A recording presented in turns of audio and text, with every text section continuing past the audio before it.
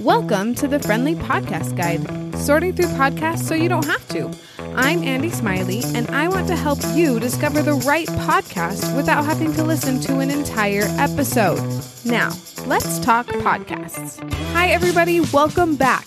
This week's episode is about KidNuz, spelled KidNuz, and I had a lovely conversation with Tori, one of the founding members of KidNuz, about why kids should get a news podcast specifically for them.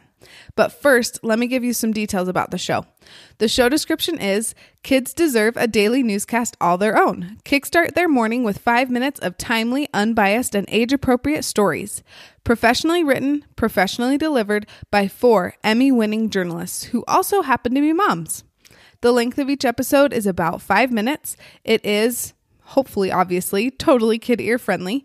The show is ongoing and new episodes are available every weekday. Before we learn more about the vibe of the show, we're going to take a quick break to talk about bookshop.org. I love using bookshop.org because I can support local bookstores even when I can't visit them physically right now, at least not very often with 3 kids in tow. You can also support local bookstores but buy books online. You can find a specific local bookstore that you would like to support and they will receive the full profit off your order. Or your order will contribute to an earnings pool that will be evenly distributed among independent bookstores. You can see some of my favorite books for me and for my kiddos by going to my affiliate link at bookshop.org/shop/FPG. I also put the link in the show notes. Now we get to hear from Tori about the team that makes this podcast possible and the reason it started in the first place. Tori, thank you so much for being here on the podcast. I am so excited to talk about KidNuz. Well, so good to see you, Andy. I'm so excited to talk with you as well.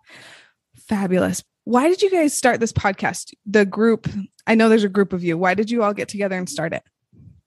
Yeah, so KidNuz was founded by 4 women we were all colleagues at a TV station in San Francisco area. And we actually, one gal, a founder who had 2 young children at the time, was so excited when they started becoming interested in the news. But she realized every time they came in the kitchen for breakfast, she had to turn over the front page of the New York Times because the headlines were so traumatic. And she thought there's got to be a place or somewhere where I can find news that's appropriate for kids. And she looked and really couldn't find anything that she thought was decent. So, kind of that's the whole, mother of invention, find a need and fill it. So she approached, one of us, who was the head writer, and then she approached me to do the voice. And then we approached another gal to do the backup voice. And that's where it all started. And we launched about 3.5 years ago. That's awesome. Well, truly, My kids really love to listen to it every morning. We listen to your podcast and then we listen to my news podcast that I listen to that are a little bit more for adults, right? Yeah, exactly. And that's why I tell people, there are movies for kids, there are books for kids, there should be news for kids as well, because there's most of the, everyday normal news can be pretty scary. And even for adults, it can be pretty scary. Seriously. So that's why we try and introduce age-appropriate stories. And when they're big, heavy stories that are just too big to ignore, we try and handle them very carefully in an age-appropriate way so that, kids learn what's going on, but hopefully aren't too freaked out about it. Definitely. Well, and I feel like it's easier to be scared of something you know nothing about. So right. Helping kids at least get a basic understanding of what's happening can help ease that worry or that being scared. Yeah. So what would you consider the feeling or the vibe of your podcast? Ooh, that's a good question. We actually, one of our board members, and there are now 7 of us on the board, is a pretty, expert branding marketing person. And so we did a whole branding workshop. And so we came down with kind of the values of KidNuz, which I think describe the vibe or feel that we work really hard to have. And primarily it's to be trustworthy for both kids and adults, because we realize we're asking a lot from parents and teachers to trust us. That when they hit play for KidNuz and kids hear something, you can't unhear it. So they need to trust that when they are playing our podcast, that it's going to be age appropriate, as we say it is. We try and be very reliable. We are very non-biased. We try and just stick right down the middle of the road, just the facts, and then the adults who are listening with the kids, if they want to add their own interpretation or their own message, they're welcome to do that.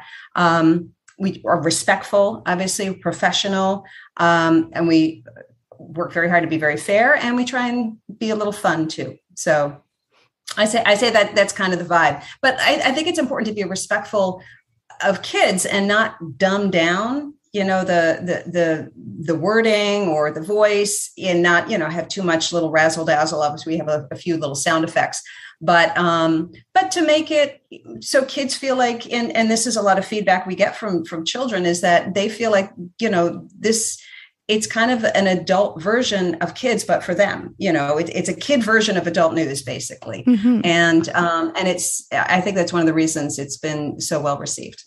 Definitely. Yeah. I feel like when kids are treated like equals in a way, because obviously they're not completely equals, but I feel like when you talk to them like they have a brain and they can think, then they use that brain and they think. And I feel like that's a really awesome thing that you strive to do. And I feel like you guys do it well, in my opinion, at least. Great. Well, thank you. Do you have a favorite episode? I know that it's kind of hard for you because I guess you do it every day, but I feel like maybe you do a KidNuz kicker at the end, or like a fun thing that you've been able to talk about on your podcast. Yeah, well, because like I said, I mean, we've been doing this for 3.5 years. So, I don't know, we probably have like 1,000 episodes at this point, but it's funny because there are some stories that just stick with me. Obviously when we started, we were talking about the children who were, captured, stuck in that cave. Oh, right. And so that was, pretty intense to cover that. And so we did, and, we're able to, have the happy ending and everything. So that was, obviously a very powerful story. One cute little story. I don't know why it stays with me, but the picture in my mind was so cute. It was, and these are the stories we like of kids doing cool things, like an average kid doing, an extra average thing. And so there was a little boy, I think like in Brooklyn, New York, and he loved to sew, it was like his little hobby, and he loved to sew bow ties. So that was like his little signature. And he went with his parents, I think, to an animal shelter, and there were a lot of older dogs who weren't getting adopted. So he decided to make bow ties for the older dogs, and then they all got adopted. And I just thought it was the cutest thing. So, the story that I recorded today was about like a 13-year-old who's come up with all these non-fungible tokens, NFTs, because he figured out how to do coding at 5. And, so it's just, kind of cool thinking of, and then she's 19-year-old girl who flew around the world and, set all these records. So it's just kind of a little, off the beaten path news that's illegitimate news. Obviously we cull our sources very carefully, but things that you might not know about. But then we talk a little bit about Facebook stock today. And so that kids can feel like they can be part of the conversation also with grownups about, if there's a new Supreme Court nominee and, if there's, some weather issues or something like that, thousands of flights delayed. So, so we try and have a mix basically. But like I said, I think it's stories of kids doing really cool things that kind of stick with me. Definitely. Well, and I love that you share those with kids so they know that they can do cool things too. Exactly. Yeah. I mean, you don't have to be, the next Michael Phelps or, it's only those really uber talented people who can do cool things. It's, everybody, anybody can, set their mind to something and give it a try. Definitely. Well, perfect. That is all of my questions. Is there anything you want to add that we didn't touch on yet? Like I said, we've been around for 3.5 years. We just passed 7 million downloads. We have probably about 10 to 15,000 daily listeners. And then half of those are teachers. So if you extrapolate that out, we've got a lot of probably up to about 100,000, 150,000 listeners a day.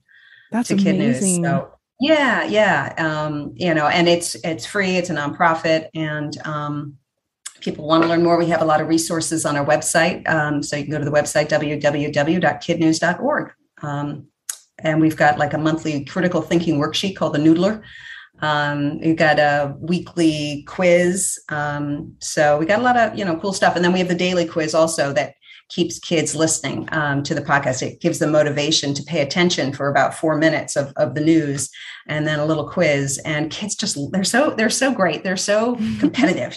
They just want to get the quiz right. So a lot of teachers send us videos of like kids shouting out the answer.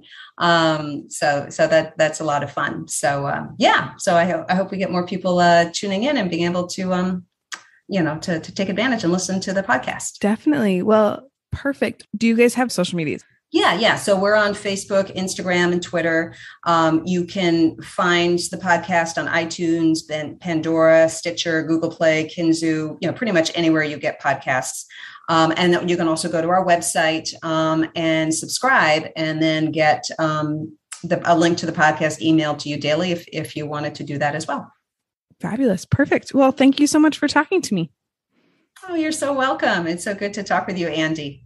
Thank you for listening to this episode. If you want to hear about more podcasts, please follow or subscribe on your podcast app of choice. And just a reminder, if you want to buy books online and support local bookstores, you can by using bookshop.org/shop/FPG. Talk to you soon.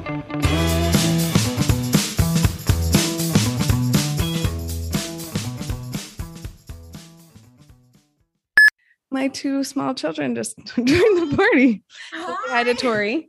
Hi. Okay. Hi.